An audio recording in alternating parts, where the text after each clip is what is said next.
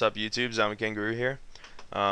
Just going to do a little notification / review of a program called Zoomit. This can be downloaded for free over at Softpedia, and I'll have a link in the description to that. But anyhow, what it does is if there's any Mac users out there, you can hit Control or Option or the Mac key, whatever it is on a Mac, and zoom in with your scroll wheel.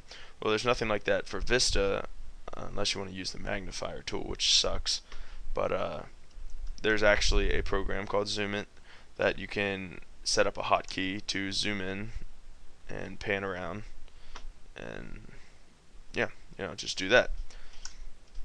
Okay, so let's get down to things that I like and don't like about this program.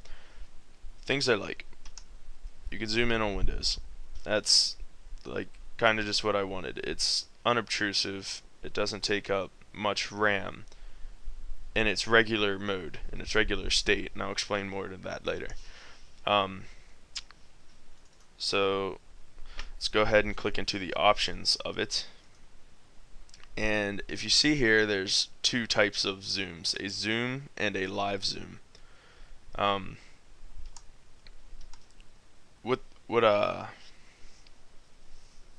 What the difference is here is, let me set this up again, hold on.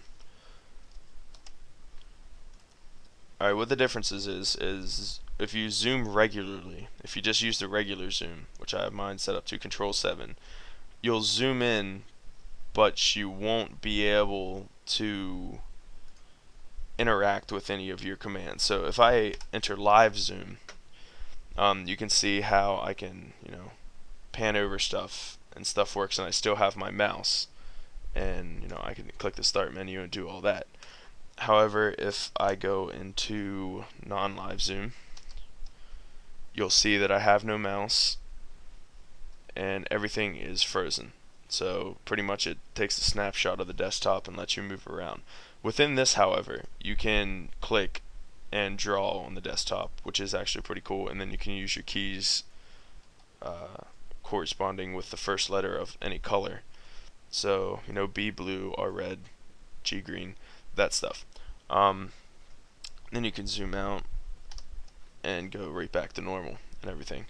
The thing with live zoom, like, I can find myself using live zoom more, mostly because I can control my mouse while I do it. However,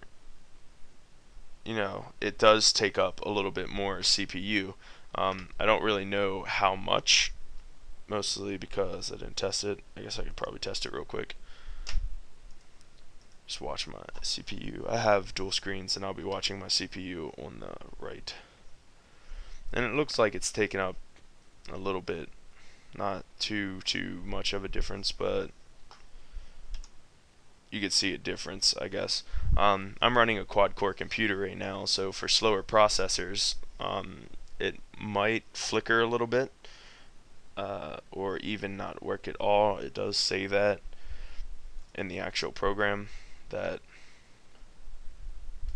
when live zoom happens, it does say that it may flicker a little bit, but that's for slower computers. So slower computers, I'm not guaranteeing the speed of it or anything like that. But another thing I don't like about it is when you're setting up your options, your zoom toggles, you cannot set a zoom toggle to your scroll wheel. So it's still not as good as a Mac, because you can't, like, for me at least, I would like to zoom in with my scroll, just kind of hold control down, zoom in and out with my scroll wheel. You can't do that. You can only set it to keys, which I really don't like about it.